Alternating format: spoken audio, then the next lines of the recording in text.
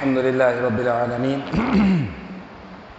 والعاقبة للمتقين والصلاة والسلام على سيد الأنبياء والمرسلين وعلى آله وأصحابه ومن تبعهم بإحسان إلى يوم الدين.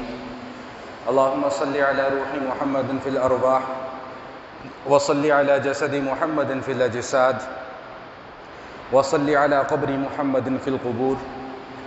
رب اشرح لي صدري ويسر لي أمري واحلل عقدة من لساني يفقهوا قولي. سبحان ربك رب العزة عما يصفون وسلام على المرسلين والحمد لله رب العالمين. گزشتہ نشست میں سورۃ الزمر کے مضامین کا آغاز کیا تھا اور ابتدائی مضامین میں یہ گزارش عرض کی تھی کہ سورۃ الزمر کے اندر جس مضمون کو دیگر مضامین کے علاوہ بہت اہمیت اور خصوصیت کے ساتھ بیان کیا گیا ہے وہ مضمون ہے اللہ تعالیٰ کے لیے خالص مخلص ہو کر اخلاص کے ساتھ عبادت کرنا اور اللہ کے دین کو اخلاص کے ساتھ قبول کرنا. اور اخلاص کا معنی بھی آپ کو میں نے یہ بتلا دیا تھا کہ اخلاص کا معنی یہ ہوتا ہے کہ وہ چیز جس کے اندر کسی قسم کی کوئی ملاوٹ نہ ہو. تو دین کے اندر اخلاص کا معنی کیا کہ ایسی توحید جس کے اندر شرک کی ملاوٹ اور شرک کی آمیزش نہ ہو. اور ساتھ ساتھ یہ مضمون بھی عرض کر دیا تھا کہ جو مشرکین تھے جب ان سے پوچھا جاتا تھا کہ تم ان بتوں کی عبادت کیوں کرتے ہو, پوجتے کیوں ہو, تو وہ جواب میں یہ کہتے تھے کہ ہم ان بتوں کو پوجتے نہیں ہیں بلکہ یہ بت ہمیں اللہ تک لے جانے کا وسیلہ اور اللہ تک لے جانے کا ذریعہ ہے. اور اس حوالے سے کافی تفصیلی گفتگو میں گزشتہ نشست میں آپ کے سامنے پیش کر چکا ہوں. اسی سلسلے کو آگے بڑھاتے ہوئے جو سورہ زمر میں اگلا مضمون بیان کیا گیا, دیکھیے یہ نہ سوچئے گا کہ یہ باتیں بار بار آ رہی ہیں, چونکہ قرآن بار بار ان کا تذکرہ کر رہا ہے اس لیے ہم بھی بار بار ان کا تذکرہ کریں گے. اور قرآن بار بار تذکرہ بلا وجہ نہیں کرتا, کوئی وجہ ہوتی ہے, کوئی مقصد ہوتا ہے جس کی بنیاد پر قرآن ایک عقیدہ بار بار بتاتا ہے. اور میں اس کی مثال یہ پیش کرتا ہوں کہ ہمیں اگر کسی چیز کو یاد کرنا ہو, ذہن میں بٹھانا ہو, دل میں مضبوط کرنا ہو تو اس کا طریقہ کیا ہوتا ہے کہ ہم اس کو بار بار پڑھتے ہیں. اسکولوں کے اندر بچوں کو ریویژن کروائی جاتی ہے. کیوں کروائی جاتی ہے؟ تاکہ بات ذہن کے اندر بیٹھ جائے. تو اللہ بھی ہمیں بار بار کیوں بتاتے ہیں؟ تاکہ بات دل اور دماغ کے اندر بیٹھ جائے. اب مشرکین کا عقیدہ کیا تھا؟ نعوذ باللہ من ذالک, وہ یہ کہتے تھے کہ اللہ کے بیٹے اور بیٹیاں ہیں, اللہ کی اولاد ہے. جیسے کہ عیسائی کہتے ہیں کہ عیسیٰ علیہ السلام نعوذ باللہ اللہ کے بیٹے ہیں. مشرکین مکہ کیا کہتے تھے کہ یہ فرشتے اللہ کی بیٹیاں ہیں. تو آج اللہ تعالیٰ ان کے اس بیہودہ اور بھونڈے قسم کے اعتراض کا اور انداز میں جواب دے رہے ہیں کہ لو اراد اللہ ان یتخذ ولدا لاصطفى مما یخلق ما یشاء سبحانہ, کہ اگر اللہ نے اپنے لیے کوئی اولاد تجویز کرنی ہوتی تو اللہ خود اپنے لیے اپنی اولاد کوئی منتخب کر لیتا. نہیں سمجھ میں آئی بات؟ بھائی مشرک کہتے ہیں کہ فرشتے اللہ کی بیٹیاں ہیں اور عیسائی کہتے ہیں کہ عیسیٰ علیہ السلام اللہ کے, اللہ نے تو نہیں کہا نا. کیوں بھائی؟ اللہ نے تو نہیں کہا. تو اللہ ان کو یہ سمجھا رہے ہیں کہ اگر مجھے ضرورت ہوتی اولاد کی تو میں خود اپنے لیے کوئی اولاد منتخب کر لیتا, تمہاری دی ہوئی اولاد میں قبول نہیں کرتا. اچھا اب سمجھے ایک نقطہ یہاں پر دیکھو, قرآن میں اللہ نے اپنے متعلق کیا عقیدہ بیان کیا کہ لیس کمثلہ شیء, اللہ جیسا کوئی نہیں. بولو بھائی, اللہ جیسا کوئی نہیں. اگر اللہ کے اولاد ہو, جیسے کہ یہاں پہ آ رہا ہے, میں اگر کی بات کر رہا ہوں, فتویٰ نہ لگا دینا, بات کو پہلے پورا سمجھ لینا کہ اگر کوئی اللہ کی اولاد ہو تو وہ اللہ جیسی ہوگی یا اللہ کے علاوہ ہوگی؟ اللہ جیسی ہوگی. تو جب اللہ جیسی ہوگی تو پھر اللہ اللہ تو نہ رہا, کیونکہ اللہ تو کہہ رہا ہے کہ میرے جیسا نہیں سمجھ میں آ رہی بات؟ سورہ اخلاص یاد ہے کہ نہیں؟ آخری آیت کیا ہے؟ وَلَمْ يَكُنْ لَهُ كُفُوًا، ترجمہ کیا ہے اس کا؟ کہ اللہ کی کوئی برابری. تو بھائی جب اللہ کی اگر خدا نہ خواستہ کوئی اولاد ہوتی تو وہ اللہ جیسی ہوتی نا. تو جب اللہ جیسی ہوتی تو پھر اللہ ایک تو نہ رہتا. اور پورے کے پورے دین کا خلاصہ، پورا کا پورا دین کس عقیدے کے اوپر قائم ہے؟ کہ اللہ ایک ہے. تو اللہ ان کافروں کو کیا جواب دے رہے ہیں کہ بھائی مجھے اگر اپنے لیے کوئی اولاد بنانی ہوتی نا میں خود سے بنا لیتا، تمہیں بنانے کی ضرورت. میرا خیال ہے کہ اب بات سمجھ میں آ گئی ہوگی. اچھا آگے چلتے ہیں. اب اللہ تعالیٰ کچھ دلائل بیان فرما رہے ہیں توحید کے حوالے سے، اور یہ بات میں پہلے بھی آپ کی خدمت میں عرض کر چکا ہوں کہ پورے قرآن کریم میں اللہ نے کہیں پر بھی فلسفیانہ انداز گفتگو کا اختیار نہیں فرمایا، منطقانہ انداز گفتگو کا اختیار نہیں فرمایا. سادی سادی اور آسان آسان باتیں کی ہیں.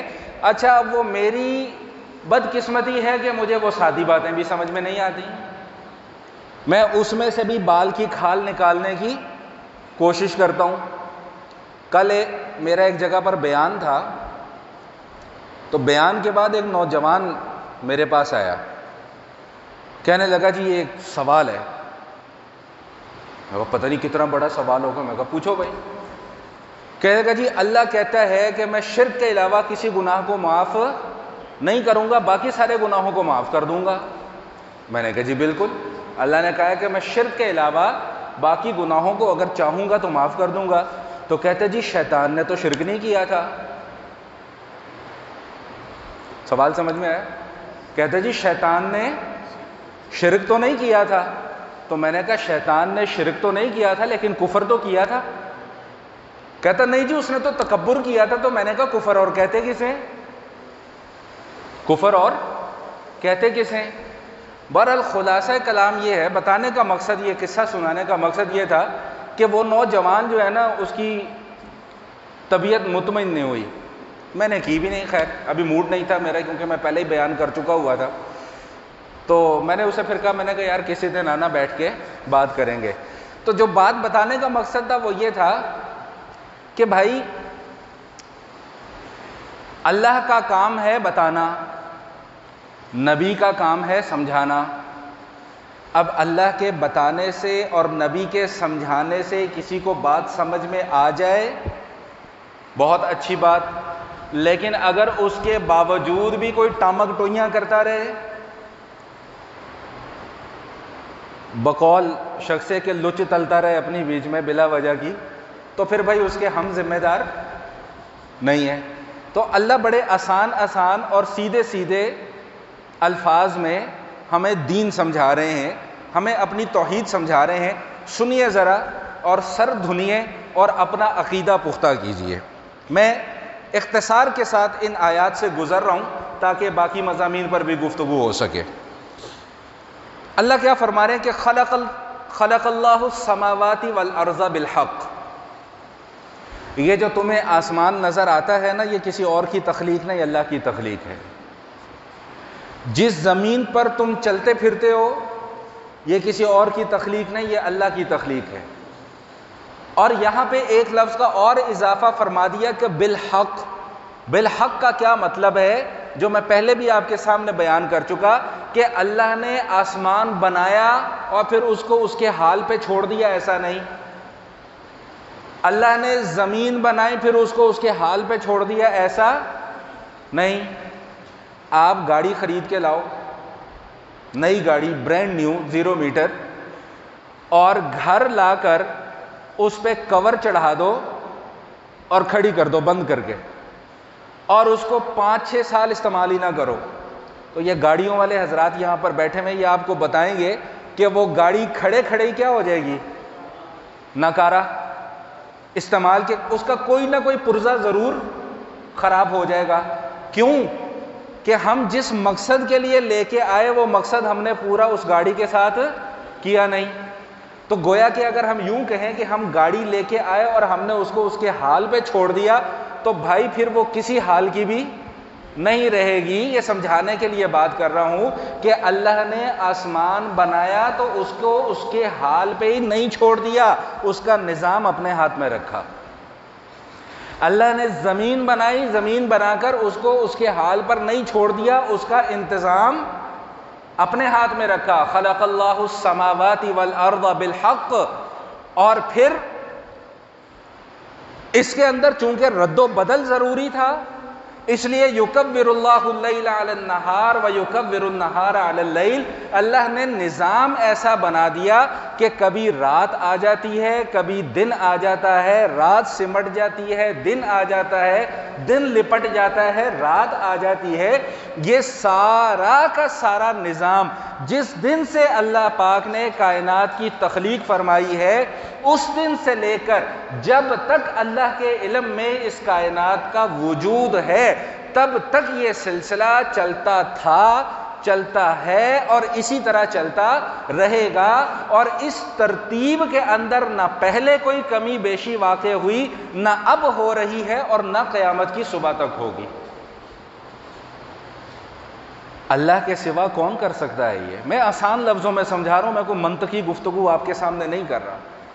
یہ جو لوگ کہتے ہیں نا جی کائنات خود بخود سے ہے، کوئی اس کے نظام کو چلانے والا نہیں ہے، اللہ کہتے ہیں کہ خدا کے بندو تھوڑا سا عقل، ویسے تو تم ہر جگہ عقل کے گھوڑے دوڑاتے پھرتے ہو، یہاں بھی تھوڑی سی عقل لڑا لو، تھوڑی سی، زیادہ نہیں، تھوڑی سی عقل لڑاؤ گے تو بات ساری سمجھ میں آ جائے گی۔ میں ایک مناظرہ آپ کے سامنے پہلے بھی شاید میں نے کسی موقع پر بیان کیا تھا، آج بات سے بات آ گئی، تقریر کا حصہ تو نہیں تھا لیکن چلو بیان کر دیتا ہوں۔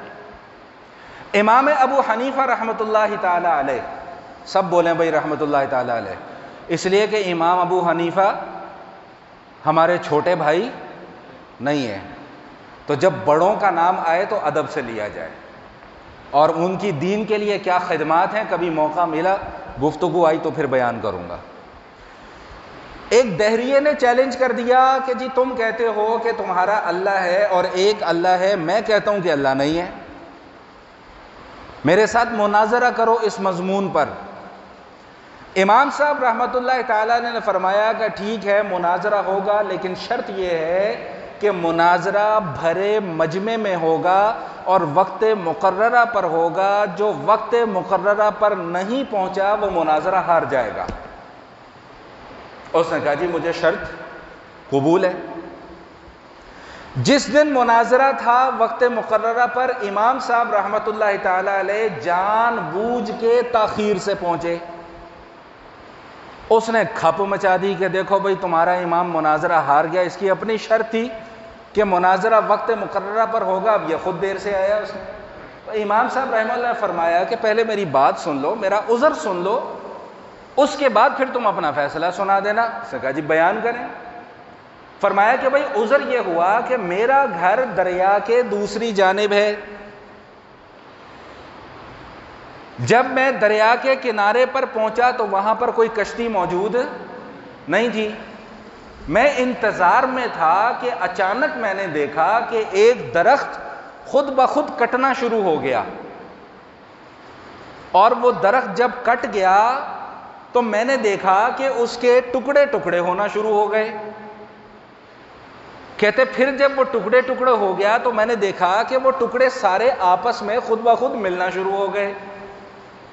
جب وہ ٹکڑے آپس میں مل گئے تو میں نے دیکھا کہ اس نے ایک کشتی کی شکل اختیار کر لی۔ میں اس کشتی میں سوار ہوا اور وہاں سے یہاں تک پہنچا۔ اس پورے پروسیجر میں مجھے تھوڑا سا وقت لگ گیا، تو اس نے شور مچانا شروع کر دیا کہ لوگوں دیکھو تمہارا امام پاگل ہو گیا، بھلا ایک کشتی ایسے ہو سکتا ہے کہ خود بخود درخت کٹے، خود بخود اس کے ٹکڑے ہوں، خود بخود وہ ٹکڑے مل جائیں، خود بخود وہ کشتی بن جائے، خود بخود وہ کشتی چلنا شروع ہو جائے۔ امام صاحب رحمۃ اللہ تعالیٰ نے فرمایا کہ ٹھہر جا، یہی بات تو میں تجھے سمجھانا چاہ رہا تھا کہ جب ایک چھوٹی سی کشتی خود بخود نہیں بن سکتی تو اتنی بڑی کائنات خود بخود کیسے بن سکتی ہے؟ معلوم یہ ہوا کہ اس کائنات کے پیچھے اس کا کوئی نہ کوئی بنانے والا۔ اس دہریے نے اسی وقت کلمہ پڑھا اور اسلام قبول کر لیا۔ تو بسا اوقات کسی بیوقوف کو سمجھانے کے لیے بیوقوف بننا پڑتا ہے۔ یہ میرے الفاظ ہیں، یہ کسی اور کے الفاظ ہیں، میرے اپنے الفاظ ہیں کہ بسا اوقات اس طرح کی حرکت کرنی پڑتی ہے سمجھانے کے لیے۔ تو اللہ تعالی ہمیں سمجھا رہے ہیں کہ زیادہ منطقی ابحاث میں الجھنے کی ضرورت نہیں ہے۔ آسمان کو دیکھ لو، زمین کو دیکھ لو، دن کو دیکھ لو، رات کو دیکھ لو، سورج کو دیکھ لو، چاند کو دیکھ لو۔ جب سے کائنات بنی سورج وقت پر نکلتا ہے، وقت پر غروب ہوتا ہے، چاند وقت پر نکلتا ہے، وقت پر غروب ہوتا ہے، مہینوں کا نظام چل رہا ہے، سالوں کا نظام چل رہا ہے۔ آج تک سورج نے ہڑتال نہیں کی کہ جی آج میرا موڈ نہیں ہے، آج نہیں میں نکلنا۔ سورج آج تک ہڑتال پہ نہیں گیا۔ چاند نے آج تک کبھی رولا نہیں ڈالا کہ جی آج میرا موڈ نہیں ہے، آج میں نہیں نکلوں گا۔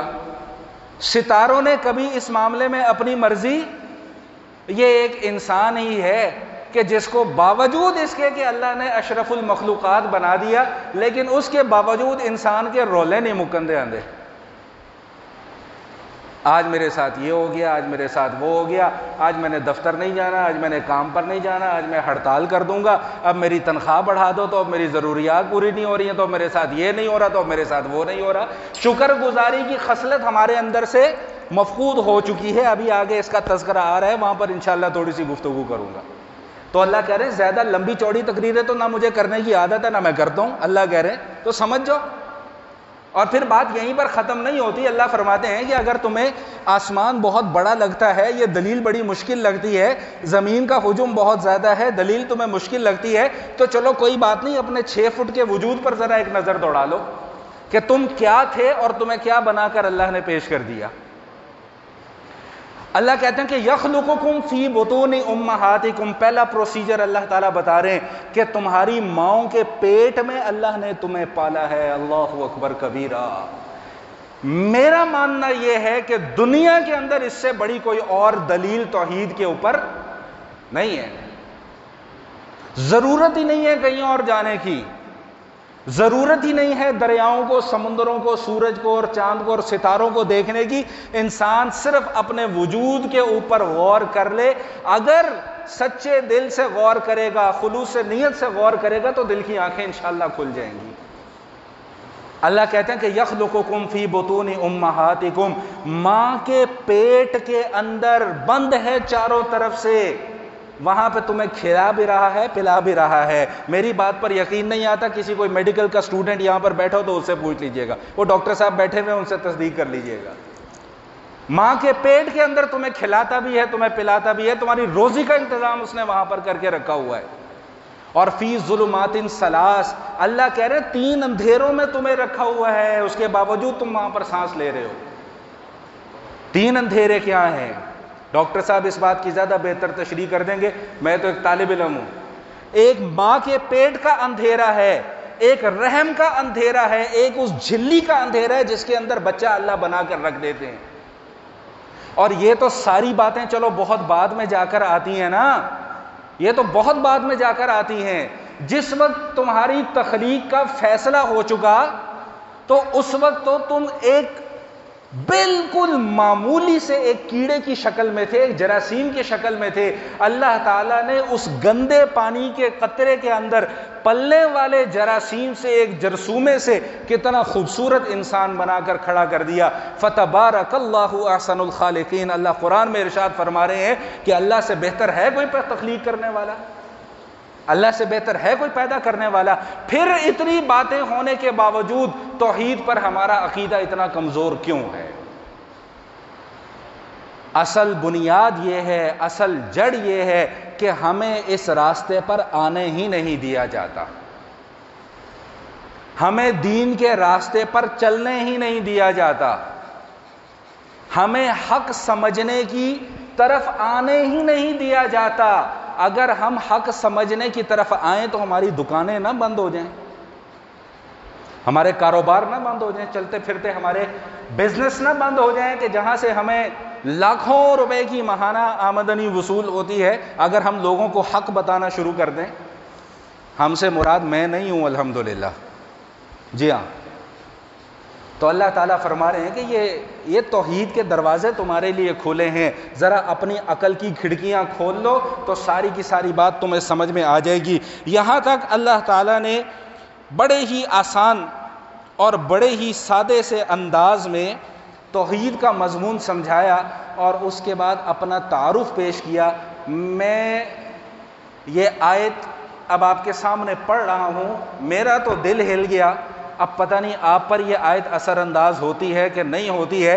سارا کا سارا تعارف اللہ کا ذہن میں دوبارہ لے کر آئے کہ آسمان بنائے ہیں, زمین بنائی ہے, انسان کو بنایا ہے, سورج بنائے ہیں, چاند بنائے ہیں, سب چیزیں اپنی اپنی جگہ پر کام کر رہے ہیں.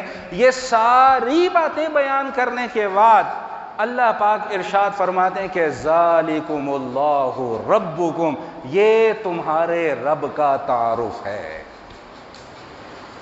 یہ تمہارا رب ہے جو سارے کام کر رہا ہے. فتبارک اللہ احسن الخالقین, تخلیق کرنے والوں میں سب سے خوبصورت تخلیق کرنے والی اللہ کی ذات ہے, اس کا اس معاملے کوئی مقابلہ نہیں کر سکتا. ایک جملہ کہہ کر بات کو آگے لے کر جا رہا ہوں کہ وہ خالق ہے, باقی پوری کائنات اس کی مخلوق ہے. مخلوق کبھی بھی خالق کی برابری بولو بھائی نہیں کر سکتی. بس یہ اصول اپنے ذہن کے اندر بٹھا لیں. جتنا مرضی بڑا انسان ہو, جتنا مرضی بڑا اس کا مقام ہو, وہ خالق کے برابر, بولیں بھائی عقیدہ مضبوط کریں, خالق کے برابر نہیں ہو سکتا. خالق خالق ہے, مخلوق مخلوق ہے. کوئی نبی بھی خالق کی برابری نہیں کر سکتا, کوئی ولی بھی خالق کی برابری نہیں کر سکتا. یہ سب اس کی مخلوق ہے, وہ اکیلا خالق ہے. فتبارک اللہ احسن الخالقین, کوئی اس کا مقابلہ نہیں کر سکتا. یہاں تک سورہ زمر کا ایک مضمون اور مکمل ہوا. الحمدللہ. آگے چلتے ہیں. انسان کا مزاج اللہ تعالیٰ یہاں پر ایک بیان فرما رہے ہیں. مزاج کو بیان کرنے سے پہلے اللہ نے ایک فیصلہ کر دیا, وہ فیصلہ سن لیں. یہ اللہ کا فتویٰ ہے, اللہ کا فیصلہ ہے. ان تکفروا فإن اللہ غنی عنکم ولا یرضی لعبادہ الکفر, کہ اتنی ساری دلیلیں آنے کے باوجود بھی اگر تم لوگ نہیں مانتے تو اللہ کا فیصلہ کیا ہے؟ فإن اللہ غنی عنکم, اللہ کو تمہاری کوئی ضرورت, بس اللہ کو نہ پہلے کبھی ہماری ضرورت تھی, نہ آج ہماری ضرورت ہے, نہ آئندہ اللہ کو ہماری ضرورت. وہ کسی جگہ پر ایک جملہ لکھا ہوا تھا, وہ ہم سب کے لیے, میرے اکیلے کے لیے نہیں, آپ کے لیے نہیں, ہم سب کے لیے. جملہ بڑا پیارا تھا, کہتے جی میں اہم تھا, یہی ایک وہم تھا.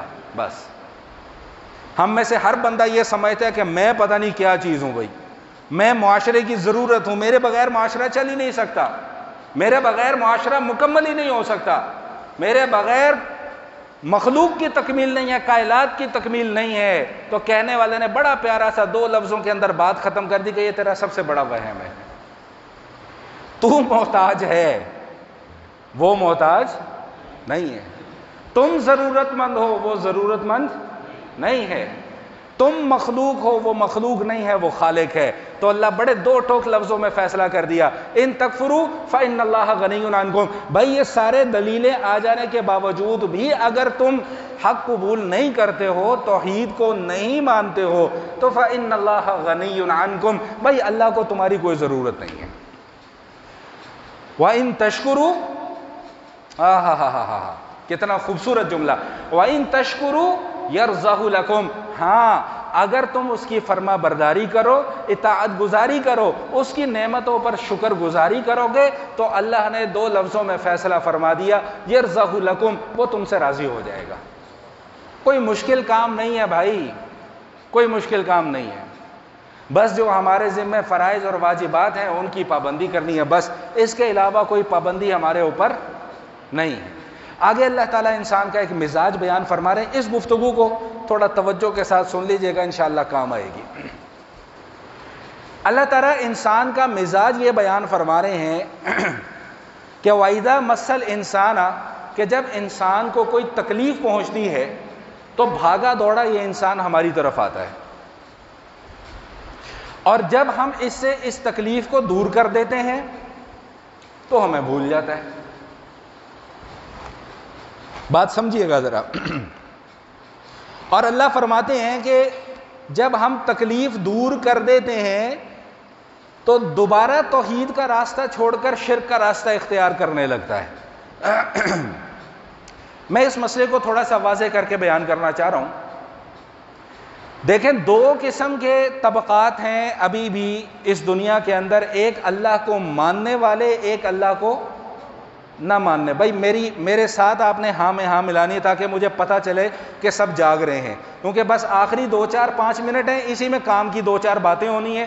سمجھ میں آ گئی تو بہت اچھی بات ہے۔ تو بھائی کتنے طبقے ہیں؟ دو، ایک ماننے والوں کا اور ایک نہ ماننے والوں کا۔ اب جو اللہ کو ماننے والا طبقہ ہے اس کی تو خصوصیت یہ ہے کہ چاہے اس پر کوئی مشکل آئے وہ تب بھی اللہ کو یاد کرتا ہے، اور اگر اسے کوئی راحت اور سکون میسر آ جائے تب بھی اللہ کو یاد کرتا ہے۔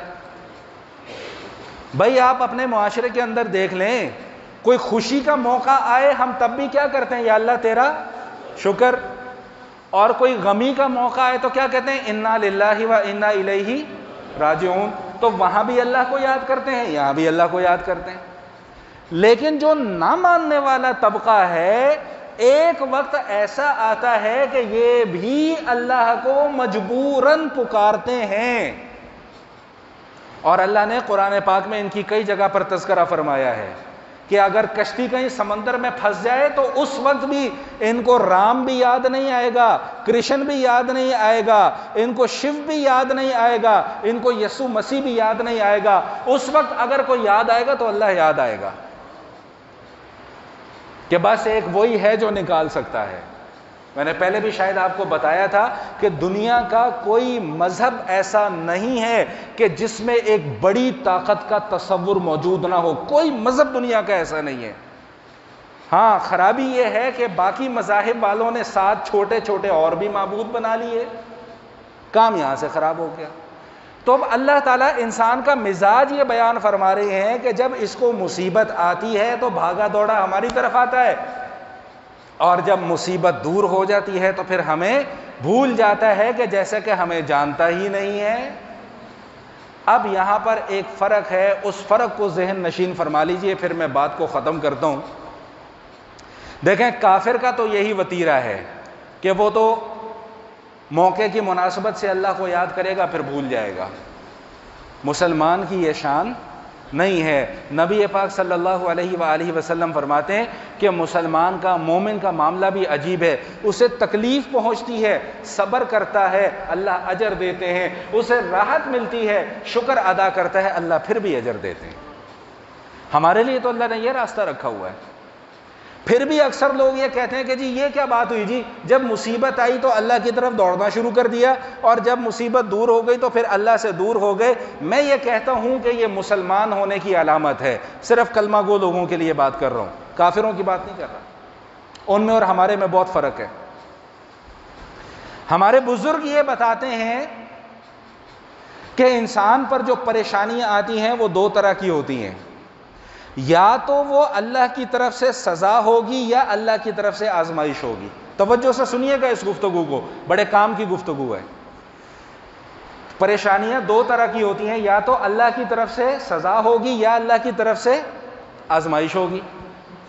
سوال یہ ہے کہ اب پتہ کیسے لگے گا کہ یہ اللہ کی طرف سے سزا ہے یا اللہ کی طرف سے آزمائش ہے؟ فرمایا کہ جب دیکھو کسی پر مشکل آئی اور وہ دوبارہ اللہ کی طرف دوڑا، آنسو بہا رہا ہے، مصلی پر بیٹھ رہا ہے، تسبیحات کر رہا ہے، دعائیں کر رہا ہے، سمجھ لو کہ یہ اللہ کی طرف سے آزمائش تھی اور یہ بندہ اس آزمائش میں پورا اترا۔ اور اگر پریشانی آنے کے بعد بندہ ابھی بھی اسی ڈگر پر چل رہا ہے جس ڈگر پر پہلے چل رہا تھا، تو سمجھ لو کہ یہ اللہ کی طرف سے سزا ہے اور اللہ مزید اسے اپنے سے دور کرنا چاہتے ہیں۔ جیسا کہ میں پہلے بھی عرض کر چکا کہ ہمارا پورا کا پورا دین 2 چیزوں کے اندر بند ہے، نعمتوں پر شکر اور تکالیف کے اوپر صبر۔ پورے دین کے اندر جہاں سے بھی جائیں گے آپ کو یہی 2 چیزیں ملیں گی کہ بھائی نعمتیں مل جائیں تو اس کے اوپر شکر ادا کرو، اور نعمت چھن جائے تو اس کے اوپر صبر کرو۔ تو اللہ تعالیٰ نے یہاں پر انسان کے اس مزاج کا تذکرہ فرمایا، اور اس تذکرہ کرنے کے بعد بس آخری بات، اگر 2-3 منٹ اوپر ہو جائیں تو اس کے لیے پیشگی معذرت۔ اللہ نے ایک مسئلہ اور بھی ہمارا حل کر دیا اس مسئلے کو بنیاد بنا کر۔ اللہ فرماتے ہیں کہ ایک طرف تو وہ ہے کہ امن ہوا قانت آناء اللیل ساجدا، کہ ایک طرف تو وہ شخص ہے جو رات دن اللہ کی عبادت میں لگا رہتا ہے۔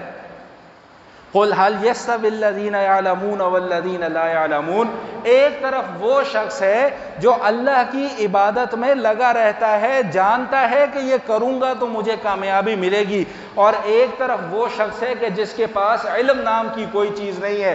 اللہ فرما رہے ہیں کہ کیا یہ دونوں آپس میں برابر ہو سکتے ہیں؟ نہیں ہو سکتے۔ تو ہم نے یہ کیا وتیرہ پکڑ لیا ہوا ہے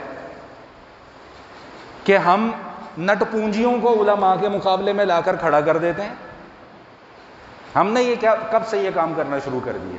یہ تو ہمارا کرنے کا کام ہی نہیں تھا بھائی۔ جو اہل علم ہے ان کا اپنا مقام اور مرتبہ ہے، ان کے مقام اور مرتبے کو کوئی دوسرا نہیں پہنچ سکتا۔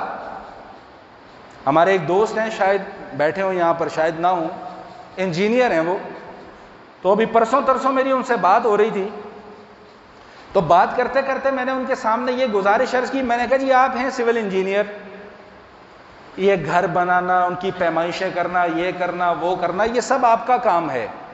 میں نے کہا اگر اس گھر بنانے کے اندر کوئی غلطی ہو سکتی ہے، کوئی کمی آ سکتی ہے، کوئی کوتاہی ہو سکتی ہے، کوئی ٹیکنیکل ایسی چیز ہو سکتی ہے جو مجھے سمجھ میں نہ آ رہی ہو، تو میرا آپ پر اعتراض کرنے کا کوئی حق نہیں بنتا۔ کیوں؟ اس لیے کہ میرے پاس وہ علم ہی موجود نہیں ہے۔ میں کس بنیاد پر آپ سے بحث کروں؟ میں کس بنیاد پر آپ پر اعتراض کروں؟ تو آج جتنے احباب یہاں پر بیٹھے ہوئے ہیں، میری بات کو توجہ کے ساتھ سن رہے ہیں، ان سے میں یہ بات عرض کرنا چاہوں گا کہ بھائی خدا را اپنی اس روش کو تبدیل کیجئے، علماء سے مقابلے بازی مت کیجئے۔ وہ جی میں مطمئن نہیں ہوا جی مولانا صاحب آپ کے جواب سے، بھائی ہم نے مطمئن کرنے کا ٹھیکہ تو تھوڑی اٹھایا ہوا ہے، نہیں ہوئے تو نہ صحیح، ہم نے تو مسئلہ بتانا ہے، مطمئن نہیں کرنا آپ کو۔ میں بار بار یہ جملہ عرض کر رہا ہوں کہ ہم نے صرف آپ کو دین کا مسئلہ بتانا ہے، آپ کو مطمئن کرنا ہماری ذمہ داری نہیں ہے۔ آپ ہوتے ہیں ٹھیک ہے، نہیں ہوتے آپ کی مرضی، ہم نے تو مسئلہ بتانا ہے۔ بھائی شلوار ٹخنوں سے اوپر کیوں کرتے ہو؟ بھائی بس اللہ کے نبی کا حکم ہے کرتے ہیں۔ نہیں جی مجھے لاجک بتائیں۔ بھائی لاجک واجک ہمارے پاس نہیں ہے۔ پھر میں ایسے لوگوں سے سوال کیا کرتا ہوں کہ گائے کا گوشت کھاتے ہو؟ کہ جی کھاتے ہیں۔ میں سور کا کیوں نہیں کھاتے؟ وہ بھی تو گوشت ہے۔ وہ جی اللہ نے منع کیا۔ بھائی لاجک بتاؤ نا کیوں منع کیا ہے؟ لاجک تو تمہیں آج 1400 سال کے بعد پتہ چلی ہے، منع تو اللہ نے 1400 سال پہلے کر دیا ہوا تھا۔ نہیں سمجھ میں آ رہی باتیں میری اوپر سے تو نہیں گزر رہی؟ تو علماء کا جو مقام ہے نا، ان کو ان کے مقام اور مرتبے میں رہنے دیں، ان کے ساتھ مقابلے بازی نہ کریں، اور خاص طور پہ نٹ پونجیوں کو تو بالکل علماء کے مقابلے میں نہ لے کے آئیں۔ ایک چھوٹا سا قصہ سنا دوں پھر بات کو ختم کرتا ہوں۔ 2 جمعے پہلے میرے پاس ایک صاحب آئے، شاید ابھی بھی بیٹھے ہو یہاں پر، کہتے جی ایک مسئلہ پوچھنا ہے آپ سے۔ میں کہا جی پوچھیں۔ مسئلہ پوچھا، میں نے ان کو مسئلہ بتا دیا۔ کہتے جی میں نے ایک مولوی صاحب سے مسئلہ پوچھا، تو انہوں نے جو مسئلہ بتایا وہ آپ کے بالکل خلاف تھا۔ میں نے کہا جی مولوی صاحب کا نام بتائیں۔ انہوں نے مولوی صاحب کا نام بتایا۔ میں نے کہا بھائی وہ مولوی نہیں ہے۔ ہر ٹوپی والا اور ہر داڑھی والا مولوی اور عالم نہیں ہوتا۔ اٹھ جاؤ بھائی، جاگ جاؤ جاگ جاؤ، بس بات ختم کرنے لگا ہوں، میں بات ختم کرنے لگا ہوں، بس جاگ جاؤ، بڑے کام کی بات ہے، یہ آخری بات ہے اور کام کی بات ہے۔ ہر داڑھی اور ٹوپی والا مولوی، بولو نا بھائی، نہیں۔ اللہ کرے کہ یہ جملہ آپ کے دل اور دماغ میں بیٹھ جائے۔ آج کے بعد ہر کسی کو مولانا صاحب نہ کہنا شروع کر دینا، صرف انہی کو کہنا جو مولانا صاحب کہلوانے کے حقدار ہوں۔ سمجھ میں آ گئی بات؟ ہر کالج میں جانے والا پروفیسر نہیں ہوتا، ہر یونیورسٹی میں جانے والا لیکچرار نہیں ہوتا، اسی طرح ہر داڑھی اور ٹوپی والا علامہ، مولانا اور مولوی نہیں ہوتا۔ باتیں ابھی بھی بہت آ رہی ہیں لیکن ٹائم ختم ہو گیا، پھر کبھی سے۔ وآخر دعوانا ان الحمدللہ رب العالمین.